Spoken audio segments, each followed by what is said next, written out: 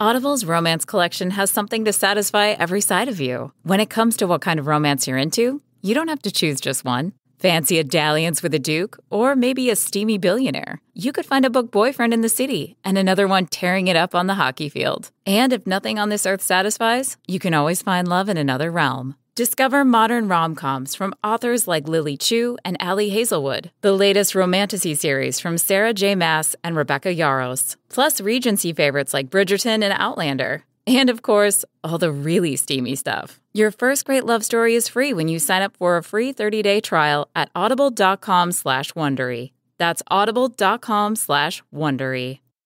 This message is sponsored by Greenlight. With school out, summer is the perfect time to teach our kids real-world money skills they'll use forever. Greenlight is a debit card and the #1 family finance and safety app used by millions of families, helping kids learn how to save, invest, and spend wisely. Parents can send their kids money and track their spending and saving, while kids build money confidence and skills in fun ways. Start your risk-free Greenlight trial today at greenlight.com/Wondery. That's greenlight.com/Wondery. Don't ask me to talk.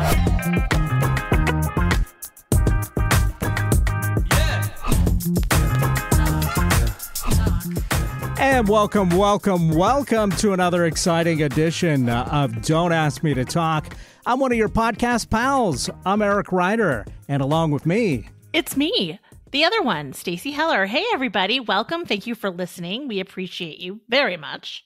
I figured I'd get that out of the way at the beginning since we normally forget to say it. I think we say it, then we forget that we said it, and then we say it again just to be on the safe side.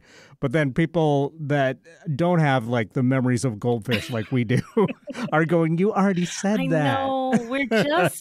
We're those people. Like, let me ask you a question. When you go through a drive-through and you take an order, do you thank the person that you took? Wait, am I working the drive-through? I'm taking an order? No. You're going through the drive-through, and the person that has taken your order, do you say thank you after you place your order? Of course. Right. And then when you go up and like to the next window and you pay, do you say thank you? Of course. And then when you go to the next window to pick up the food, you say thank you. Like, of course.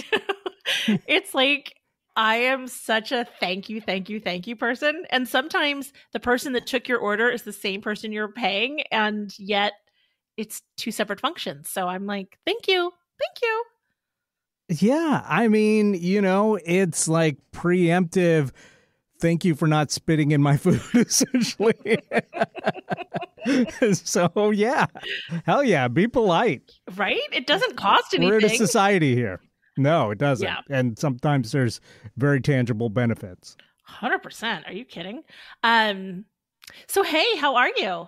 I'm doing pretty good. How about yourself? I am doing well. I am here on the eve of me leaving the lake after what's been almost 3.5 months of being away. It's so weird to have been in a different place for a quarter of this year. Yeah. It's been great. That is weird. But hey, you've been having fun the whole time, so that's good. I totally have been. And it's weird, the shift that takes place, like it certainly starts to slow down as people are heading back to school and they've got to gear up for that and whatever. But it is amazing how once Monday hit, it's like everybody's gone. I mean, it's quiet here in May, but there's like an anticipatory feeling, whereas here it's like goodbye. And it's a shame because September here is stunning. I feel the need to say it with an accent. It is totally stunning. It's warm, it's sunny, it is. Now, how's the air quality over there? Because we've had wildfire smoke, unfortunately, drift our way this week, and it's really quite hazy, and I'm really looking forward to a little bit of rain that we'll hopefully get this weekend. But as of this recording, it is kind of gross. It has been, knock on wood, which I'm knocking on my head because I'm not near wood. It's been clear and sunny And good. it's been a little humid, but that has nothing to do really with air quality. That's just, the feeling. But it's been clear, no haziness, no smoke.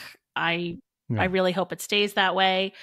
We had a little bit of lightning last week, and that's always a scary thing when you're in sort of a desert dry area, especially in August. But from what I understand, everything was fine. So, yeah. Yeah, I think we've got 2 wildfires going in the state that are creating the smoke, and we've got ICE deporting our firefighters. So who knows how long they're going to go on for. Yeah, not to get political, but that's just the facts of what's happening. Yeah, it kind of is. It's absolutely the way it is. Well, and again, same thing, not to get political. It's really interesting because it's time to harvest around here, apples and pears and all the various things. And it's just interesting, like, okay, has ICE been up here? Because we see lots of like buses with people working and this kind of thing. And it's interesting times we live in. Very interesting. But that's not why you called. This is not this podcast. This is not what this is about having fun. It's totally about having fun. And this podcast is about fiddling while Rome burns. I mean, honestly, it kind of is. Like, the notes that I have on my piece of paper of things to talk about are, do you have a Spotify account, Eric? I do. Okay. I have just discovered in the past 2 weeks, or not discovered because I knew about it, but I've really been taking advantage of the day list that they create for you every day. Okay. And I don't use it enough to know what that is. So the day list is like if you have a Spotify account and you don't kind of automatically have it like at the top of your homepage, go into your search area and type in day list, and Spotify curates a playlist for you. And the names of them are awesome. And it's based a bit on what your music consumption is and the time of day. So you get a day list, and they call it, it's still a day list, but it's sort of like a nighttime vibe. And they're so good. They're so good. Okay. Well, yeah, I don't know. I mean, for me, Spotify is a mixed bag because artists don't get paid anything really for having their music on there. Which is very frustrating because you want to support artists. I use it for artists that I don't own their music because it's extremely expensive. Imports are out of print, stuff like that. I also have used it recently because I've got like a free data in my new car for a while. So it's like, okay, cool. So I created, while I was at the coast, I like to listen to music exclusively about the ocean and the beach. And I created a playlist that I call sea shanties. And that's not a literal sea shanties, but just songs about the beach and the ocean and stuff like that. Kind of. No. Other stuff. I want to be a lifeguard. I want to save your life. No. Come on, isn't that like the Dead Milkmen or something? Possibly, but maybe I'll add that to the playlist. But my point is that so I created this playlist that's there was a couple songs that I thought of that I didn't have on my phone, so I thought, I'll just recreate this playlist on Spotify, and then Spotify like just added some tunes to it, and they're like, and it had nothing to do with the theme. I'm like, I like these artists, but you're completely ruining the whole idea of this Spotify.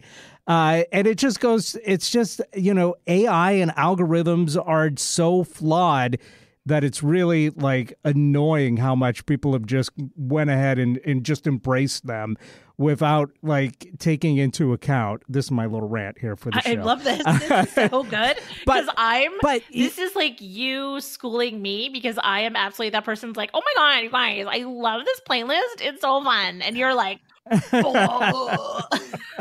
But I mean, no, it's just some recent frustration that I've run into. And I don't want to sound like too much of a hermit here, because I do embrace technology and use it all the time. But recently we had like even the company saying, hey, we got to start embracing AI use. So I had a little course on it. So I recently had a task where I thought, oh, okay, this would be a task where AI could maybe help make this faster. So I used our little AI tool to create a schedule of sporting events. And the AI did it super quick, but they basically invented it invented the teams that were playing for half the games and changed the times of the games that were happening. What? When all the correct information, which it clearly accessed because some of it was right, but yeah, was it that like was all time readily changes? available online. Like, no, it changed the times of games, and it changed the teams that were playing. that's crazy. Exactly. So I figure if it can't even do that simple task, when people talk in the news about how AI is going to revolutionize medicine and all this stuff, and it can scan people and, figure out, the best medication and all this stuff, I think, good God, help us. But will it know what time to administer it? If it can't even read a sports schedule and put that into a little table without hallucinating, which is what they call it, where basically it's just lying or incorrect, how the hell is it going to help people, find a tumor or whatever they're saying? It blows my mind that we're, just flushing all these resources into it, and it's not even good. This is true. This is true. It's just Again, insane. This is our world. It is our world. It's getting tougher and tougher not to talk about our world when we talk about our life. Yes. I figured this was broad enough and not political enough that I could just mention it because it was just something that it was like. Good and Lord. Honestly, I think we're illustrating 2 points. Like, you're somebody who really curates what you listen to. You're, as an artist yourself, you're thinking about those things. And honestly, I'm taking it for granted that I'm not thinking about this as like the artist, right? I am realizing as I'm saying it, I get stuck thinking about like, the artists, like the fine artists, the painters, that kind of thing. And I'm not taking into account the musicians and that, yes, it's for consumption, but the person also created something and should be compensated as such. And you forget that like, the end user, you just take it for granted. Like, I just am like, yeah, isn't this just like for me to just listen to? Like, you're welcome. And, so it's 2 different perspectives. And honestly, wherever you land on the whole thing, it's totally fine because we're both sides of the spectrum. And I think, you raise a good point, but also those daylists are really good. Well, enjoy. Okay. I was just listening to it last night. I was listening because, again, there's a group called Felt who were an amazing group in the 80s, but none of their albums are available. And if you try and buy the used ones, it's super expensive because they're out of print, but they're all on Spotify. So I just, spent an hour on my commute home listening to Felt. And I was like, very grateful that Spotify existed for that, Totally. So it's not like I'm above using it. Yeah. It's just like, these are my little frustrations. No, it's totally fair. Yeah. Okay. The other thing that I have, let's see if this is a hot button for you too. The other. What else can I get angry about? I try to wake up. I was debating which is better, a Cheez-It or a peanut butter filled pretzel ball. I'm sorry. What were the choices again? A Cheez-It or a peanut, or those peanut butter pretzels? Yeah, I was like peanut butter pretzel. You think? Definitely. Yeah, absolutely. Okay, like I love Cheez-It on an airplane. It's very specific to me. Okay. And like something about the high altitude. I don't know. Like, makes you that, just associate cheese dust a little more delicious. Yeah, like snacks with certain things. Like that's like my comfort snack. And then lately I've been really loving when I hang out by the lake or, like for a car ride because it's a little salty, the peanut butter pretzels. And the added bonus is that if you put, yes, I am this weird, people. When you put the pretzel up to your ear, you can hear like the little peanut butter thing shaking in the in the vessel of pretzel. Yeah, I do that. Now, wait, hang on a second. You famously don't like nuts, but peanut butter you're okay with?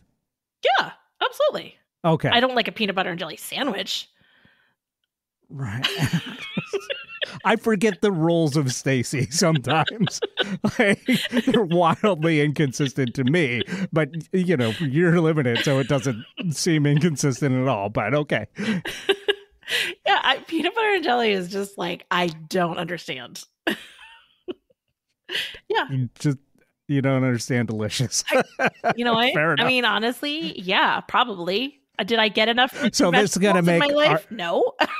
This is going to make our top topic for today very interesting, which, by the way, for people that didn't catch last week's show, is beef best way, which I think assumes best way to prepare beef, but it could also be the best way to have a fight, a fight with a rapper cross country. Totally. I have no idea. Totally, I think. But yeah, we'll figure it out by the end of the show.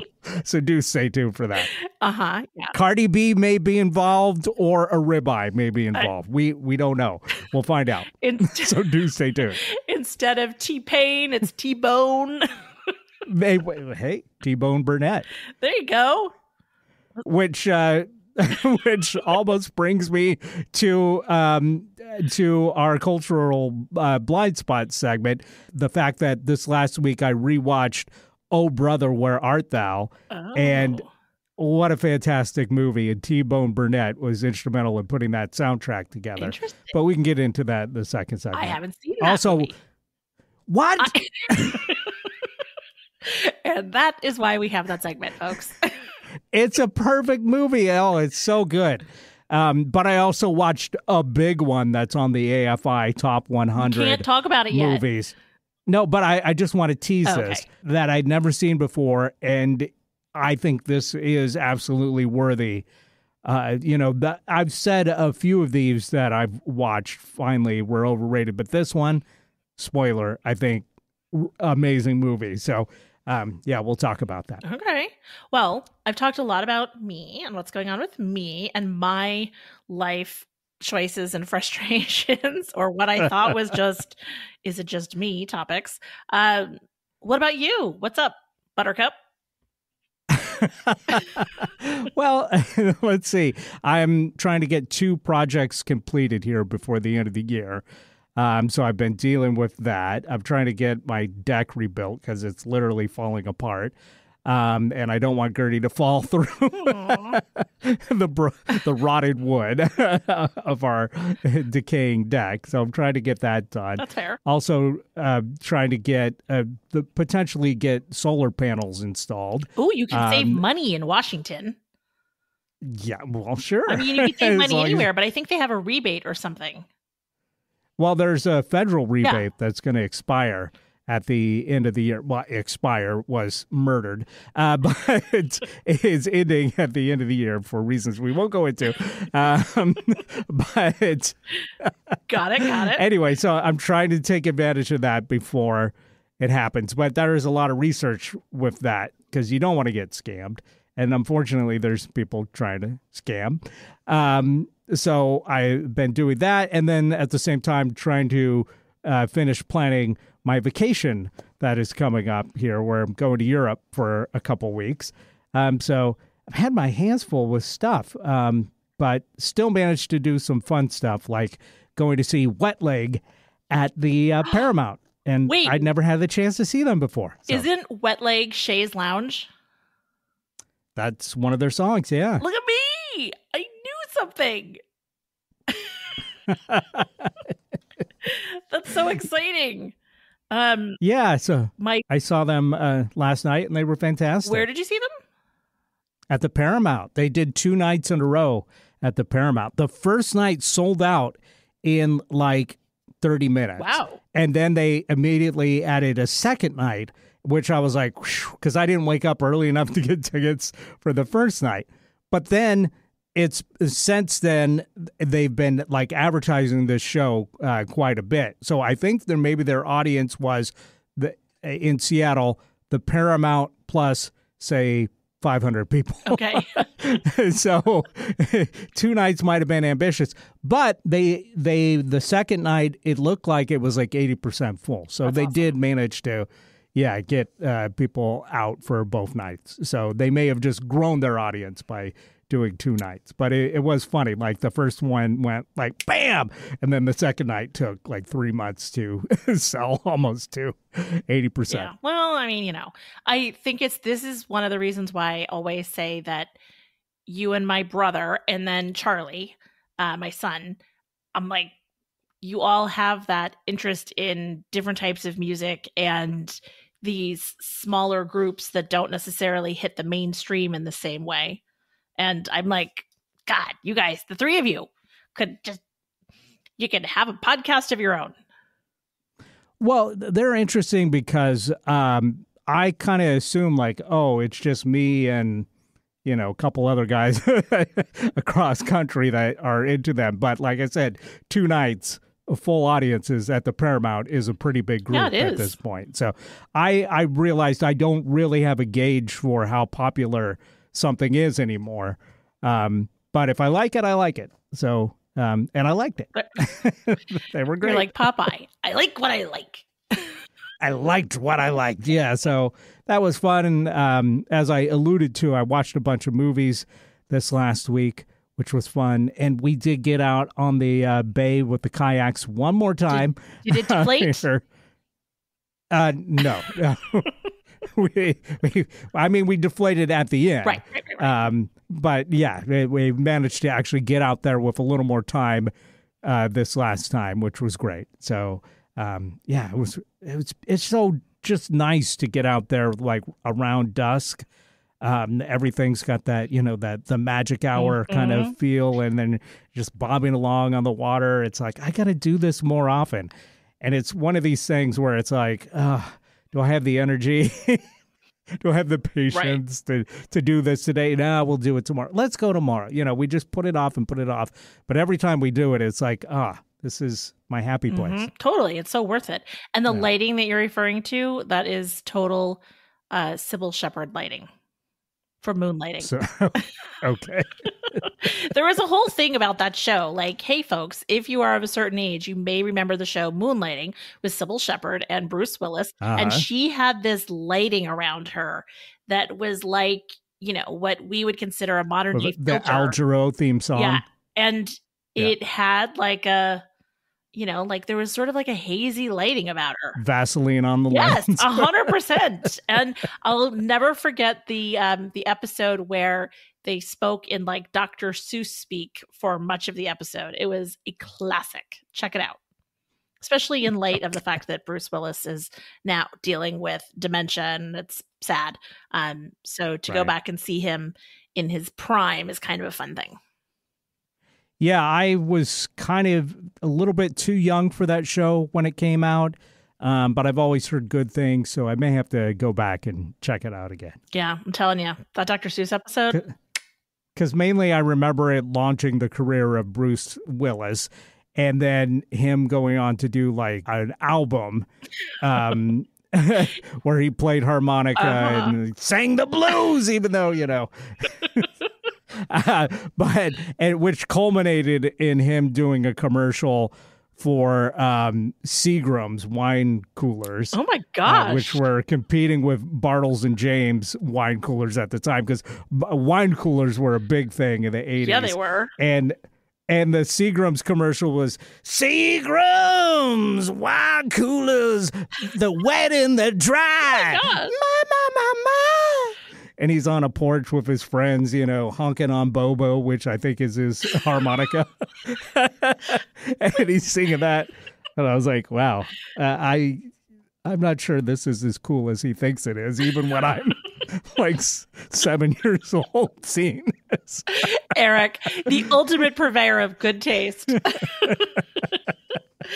It's wet and it's dry. Bah, bah, bah, bah. I'm gonna, So, yeah. you know what I'm doing later, right? Like I'm 100% going down this rabbit hole now. Oh, you're gonna have a good time. Wow. Okay. Well, on that note, Yeah, we should probably take a break. let's take a break. And when we come back, we can talk about any cultural blind spots that we checked off this week and see what else is going on. We'll be right back. Yeah, and maybe we can see if we can find some wine coolers on eBay or something, because I'm not sure I've seen them in the last 40 years. But No. But I mean, there's all those other crazy drinks, all the like hard ciders and hard seltzers and that kind of thing. Yeah, I think Zima took their place for a short time. Wow, you're really bringing up like I'm in the Wayback Machine are in here. the I way gotta back. fast forward to the future. I gotta get back to the future, and we'll do that when we come back. So stay tuned for more. Don't Ask Me to Talk. Can't wait.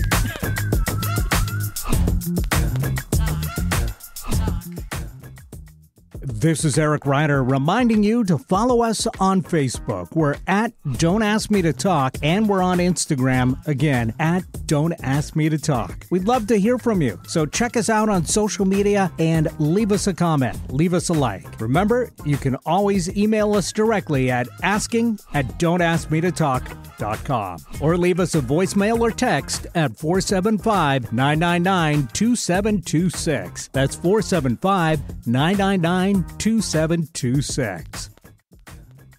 And we're back right here on Don't Ask Me to Talk. I'm one of your podcast pals. I'm Eric Ryder. Hey everyone, I'm the other one. I am Stacy Heller, and I am still thinking about Zima.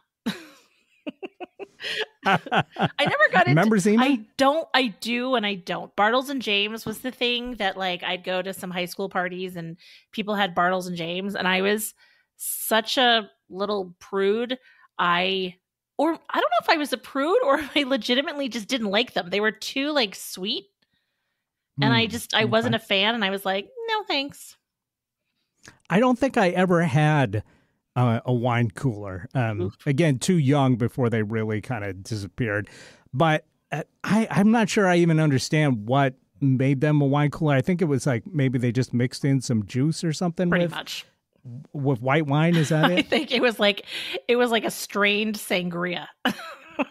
Okay. But like I would have been all right with that, I think. But those Bartles and James commercials, by the way, I think that was brilliant marketing. The way that they took something that was a new product and made it seem like it's an old-timey product that's been around forever, and it's these two old guys on a porch. It's so weird because it was so like these products are made for essentially, people in their early 20s just getting into drinking. A whiskey seems a little bit harsh, Right. Having, a vodka cran might be just a touch on the astringent side for them. So here's some sweet, alka-pops, basically, for it. So it's essentially, it made more sense for Bruce Willis to be advertising this because he was, hot and, a big star at the time, cutting edge with the kids. he was a human alka-pop. Right. But they went the Pepperidge Farm route with Bartles and James and just did this like old timey country lemonade, two old guys sitting on the porch kind of thing. Lemonade with wine. But it worked. It worked.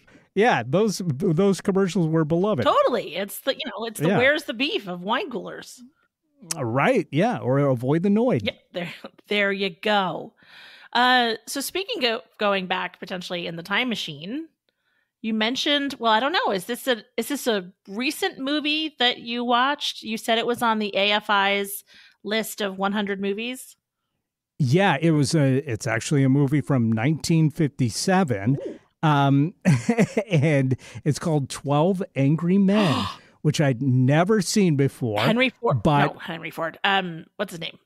Fonda. But now that you said, yes. Fonda. Right?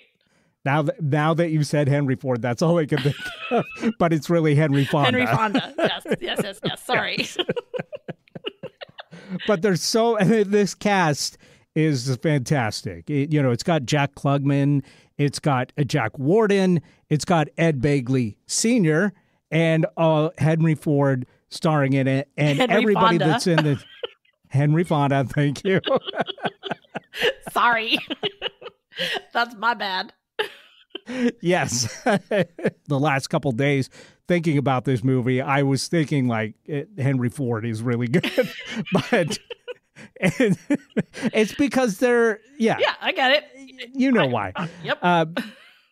But yeah, oh my gosh, I'd never seen it before. And it, on the cusp of it, it's like black and white movie from 1957. It's essentially all set in one room. The jurors room. Oh, okay.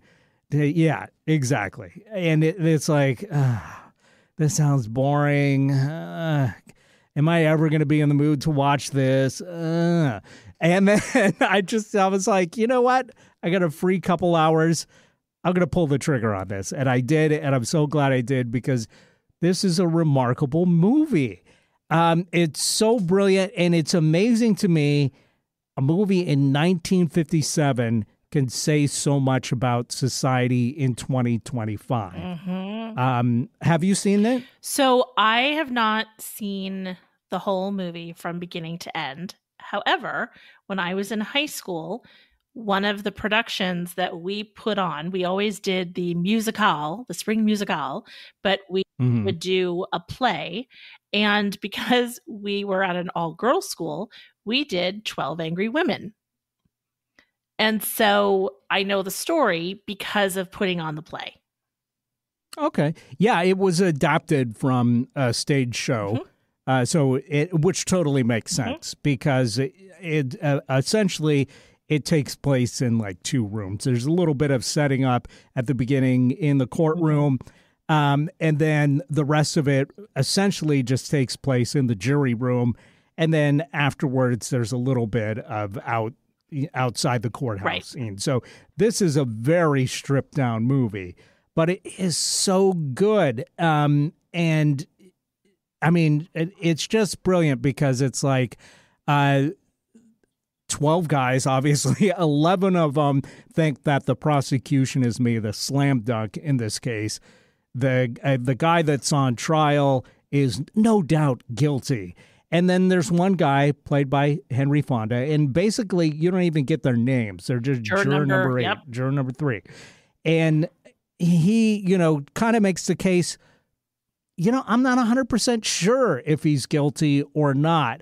I'm questioning a couple things, and the rest of the people are just like, I got tickets to a Yankees game. Come on, let's wrap this up. Right. And he's trying to make the case that, hey, a guy's life is on the line. Can we maybe at least show a little respect and give him, an hour of discussion before we vote to convict and send this guy to the electric chair? And there's, it touches on, prejudices and racism. You have no idea what the race of the guy on trial is. He's possibly Puerto Rican, could be Italian, could be Irish. The fact that it's 1957, and they just make allusions to the fact that, he's raised in the ghetto, or in the slums. And you've got, guys that are just judging him based on the fact that he's in the slums. But then, like, the Henry Fonda character is pointing out, hey, all the witnesses were also in the slums. What makes you trust them over him? And it's just, it brings up so many like brilliant questions that we still struggle with today. And I was just amazed, like, how little has changed, which is kind of sad. But it just the fact that it took place in a different time, it was made in a different time, kind of, I don't know, in a weird way, it makes it more powerful than even I would imagine seeing it at the time. And yeah, I really was on the edge of my seat for most of this movie. And then I got to admit that at the beginning, I was kind of like looking at my phone, kind of like had this on in the background. So I ended up going back and rewatching the beginning of the movie, because I was like, I had no idea that when I started it, that I would be that like sucked into it. Totally. Yeah. And I wanted to see like I wanted to see, like, in the scenes setting it up, do we get like a feel of their personality when they're just sitting there in the jury box in the courtroom? And you kind of do, but you really don't have an idea of how each of these characters is going to lay out who they really are once they get into that jury room. So anyway, I know they remade this in 1997, but I really feel like the 57 version is probably the one to watch. And there's things in there that just would not fly today. And if you tried to remake this movie, there's a lot of stuff that would have to be changed for it to be contemporary. And I think it would kind of lose its power. Yep. Like, for instance, one of the things is, the weapon that was used in a murder, it's a murder trial, was a knife. And they, make a big deal about how this is this rare knife that nobody else would have had. And then one of the jurors like, hey, I was in this guy's neighborhood last night and I bought the same exact knife. And he pulls out the knife. There's no way today you get away with bringing a switchblade into court. It's just not going to happen. Right. You would be arrested. You would be thrown out. I don't even know if in 1957, but I can believe that things were a little less strict back then because there wasn't as many like incidents that we've had since then. And there's other stuff about, I feel like the fact that it's 12 white dudes, like today just wouldn't exist. Right. It would be more, and thankfully so, it would be, there would be women there. Right. There would be, people of different races. And so I don't think that the characters that were showing their prejudice or their races, believe me, I know all about these people. Right. I think those people now are savvy enough to, even though they still hold these racist thoughts, they don't feel the same way that being among 12 other white dudes gave them in 1957 this allowance to express these thoughts like it was normal and good. Right. And I feel like if there was people of other races and ethnicities there in a modern version of it, they wouldn't, they would really have to try hard to kind of hint at that, but not like just spell it out like they did in this. So I think it really works, and not just as a time capsule of like, oh, that's how things were. This stuff really is still today what we still struggle with in the justice system. So, funny that amazing. You say this because you and I are tracking. So not only did I watch a movie this week, which honestly, my movie to talk about it will take about 15 seconds. Okay. so I'm not worried about taking up too much time. But the book that I read this week was called Small Great Things by Jodi Picoult. And if you don't know her work, she picks hot button topics and she tells the story not just from one side. She tells the story from multiple perspectives so that it's typically pretty well researched and well thought out so that all of these perspectives are in place. So this is a story of a nurse, Ruth. She is Black. She is the only person of color that works in the labor and delivery department of this hospital. A couple come in and they give birth to a son. They happen to be white supremacists. And they make a request that no person of color touches their child. And then there is the do-gooder Kennedy, named after JFK, who is the public defender and who's like, I don't even see color. And it is this story, and it is talking about how Kennedy is saying, like, we don't need to bring race into this. This is about you being a good nurse and doing your job. And Ruth is trying to make the point that race is in everything. And, she has some lessons about that. And then hearing the story of the white supremacists and the things that are going on. And it was a fascinating, fascinating story. And her books are pretty dense. And, she everybody's a good guy and everybody's a bad guy in her stories. And so it reminds me of what you're talking about here. And she wrote this book 10 years ago, and it is still 100% happening today. And one of the things that she addresses is the people that say that they're not racist are typically the people that have never had to consider their race. Right. So, yeah, very interesting. But then the movie that I checked off, because I had really never, again, I've seen snippets, I know about it, but I had really never sat down and watched it, was Naked Gun. Nice. How does that hold up? Because I know the new one's out. Yeah, and that was in the 80s, I think, when that first came out, and I loved it at the time. But I don't know now how, like, the jokes, if there were too many that were just cultural references at the time. But, like, for one thing, O.J. Simpson is one of the co-stars of it, so that tells you how, like, potentially dated this is. But what did you think? It was just in the same vein that Airplane is just funny, and it's just so unabashedly ridiculous. And this doesn't have as much, I want to say, like, it's not quite as, like, racially or religiously or sexually as charged in the same way that Airplane was. I mean, Airplane just had so many jokes about every demographic ever, anywhere. This was just, it was absolutely a time capsule, because the opening scene is where he's, like, with Gorbachev and with, like, you know, like, all the world leaders at the time. They went and they watched Platoon. And Leslie Nielsen. Oh, and Leslie Nielsen amazing. is, and he's fantastic. And Priscilla Presley. And then I love when they do a whole romantic sequence of the two of them, like, spending all this time together and running on the beach and watching movies. And they're always doing, like, the ha ha ha ha, this is so great. And they're coming out of Platoon. And then literally they stop the sequence and she's like, I've had such a great day. There's a lot. I remember there being a lot of good jokes.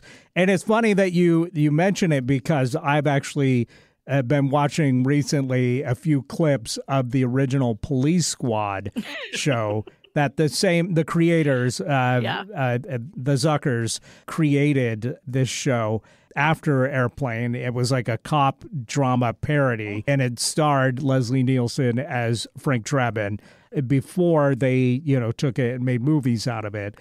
It is so funny still to this day. There's so many great jokes in that. It's ridiculous. So yeah. And I called out on this very show that I wasn't sure about the new version of the Naked Gun, that just, like, the trailer looked a little weird. And I got to say, I've heard a lot of good things, actually, about the new Naked Gun. So I may have to check it out. I know, I agree. And so I was sort of like, you know what? Like, I had spent a lot of time reading this past week. And so I was like, whatever I watch, it needs to be, like, the antithesis of this book. And so I was like, Naked Gun. Nailed it. So anyway, very, very fun, very, very silly. And if you like fun and you like silly, oh brother, where art thou? Okay, so I need to watch this. Yeah, it's I think it just popped up on Hulu and Disney Plus, and so I just rewatched it because it had been a while, and it is so funny, so fun. The music is fantastic. The cast is brilliant. Everybody in it is amazing. It's a great story. It's just, the crazy thing is it's a Coen Brothers movie, again, where they made this a fantastic comedy, and then people kind of, like, shrugged at the time. But I think now, much like The Big Lebowski, people realize this is an all-time classic. It's totally a sleeper. That's just something about their movies. Yeah. 100%. And, I definitely realized that I just went through some period, probably raising my darn kids, where I wasn't watching these things, and, like, it didn't happen. And movies, you couldn't stream them as easily as you can now. I mean, you actually went to the movies, and then you had to, like, get the DVD or, you know, the VHS or whatever it was. And I just didn't invest in that stuff. And so, so it's kind of an exciting time to be alive, guys, because you can watch these movies that you missed. This is why you need to do the cultural blind spots thing. This is the way of the future, is to look at the past. I love that. Everything old is new again. Exactly. So to speak. Exactly. Yes. And it's still relevant. I mean, you watched a movie and you're extolling the virtues of a movie from 1957, and 100% I know that story, and it is absolutely still relevant today. Yeah. Well, it amazed me because I still think of Oh Brother, Where Art Thou as like, oh, that came out a couple years ago. It's like 20 years old, isn't it? It was 2000. Yes, 25 so 25 years. Oh my gosh. Yeah. But it's so good and so classic, and the fact that it's set more in the 30s, early 40s kind of era. I think it's like 1937 where it's essentially set. So it doesn't seem dated at all. I mean, it does purposely, right. But it doesn't feel like, oh, well, this doesn't, 2000 stuff doesn't hold up now. Right. It's right. It's the timeless, essentially. Yeah. Oh, absolutely. And very funny and very brilliant. And the music is, a whole nother thing. I mean, that's one way to be hooked up by it. But for me, the comedy... There's so many great lines in this. Damn, we're in a tight spot. And then he says that like 5 times throughout the movie. And it's just so funny, like how it just becomes more and more heightened each time. And yeah, it's amazing. So well worth checking out if you haven't seen it. I'm putting it on my list. I've been getting better. Are you so proud of me? I clearly am a words of affirmation girl. Tell me that you're proud of me. So proud. Thank you. That's all I need. Hey, we got to take a break so we can get to our top topic. Yeah, we do. Where's the beef? That's what I want to know. Right. Stay tuned, everybody. We're coming right back.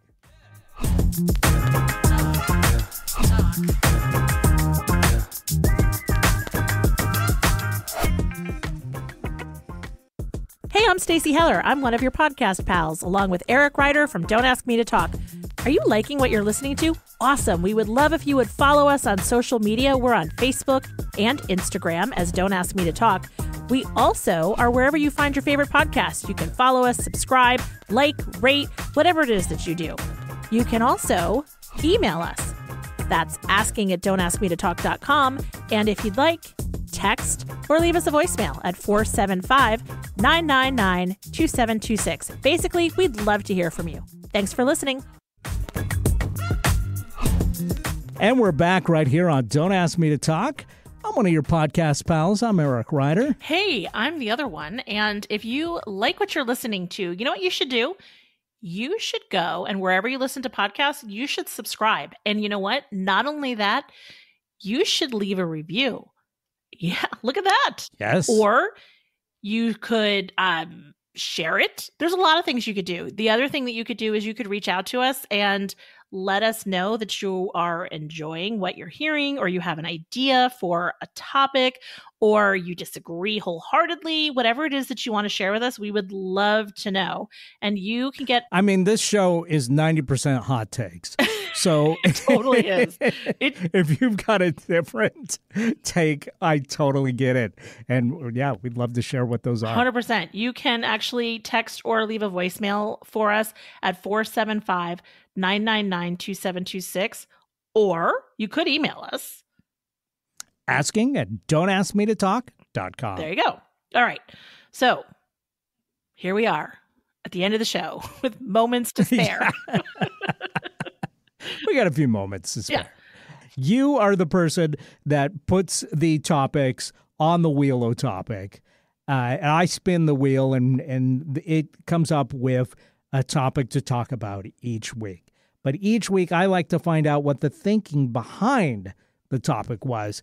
And in this case, it was best beef way, which I don't know why, but it just cracks me up that because you've only got so many letters that you can fit into the slice on the wheel. So I understand you encapsulating it that way, but it still just makes me laugh. So best beef way, tell us what you were thinking. Okay, so this is a shout out to Lee and Jennifer Harris. So they are friends and neighbors of ours. And Lee apparently at some point got maybe like a tick bite or something happened to him. I can't remember what it was. And it actually made him allergic to beef. He can't eat beef anymore. He actually has a reaction to it. And so, that seems like a blessing in disguise.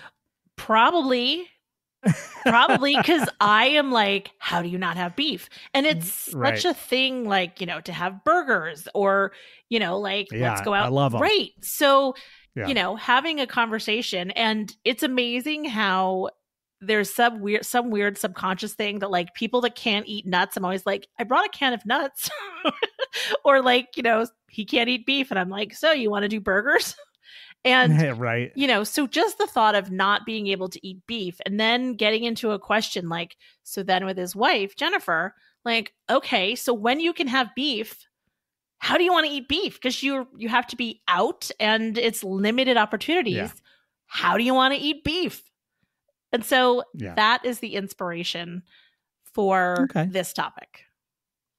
Well, I mean, my condolences to your friend. I know. But what I say, it's a blessing in disguise. I mean, beef, probably not that good for us, A, and B, definitely not good for the cow. Well, there is that.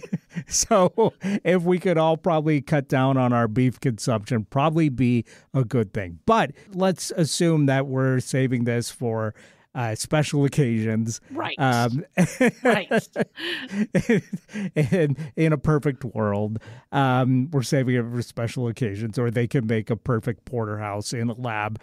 Yes, all of that. How would we prepare it? Or it's roadkill that was already dead and it's fine to eat it. Let's not bring RFK into this. But there's that. So, yeah. So do you want to go first with your thoughts on this? Well, you know me, because of course I have thoughts. First of all, there's just nothing better than a burger. Like, in my opinion, there's so, like, you can go. Love a good burger. Like, you can go, like, Red Robin burger and stick an egg on it and just classic tomato, pickle, onion, lettuce, whatever. You can make it more gourmet. You can make a smash burger.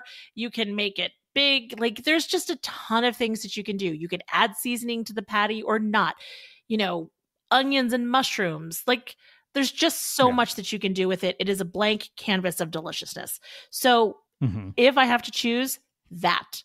And then to show you what a loser I am and to show you about my food quirks, I think it is the most expensive, one of the most expensive cuts, but it is not the tastiest.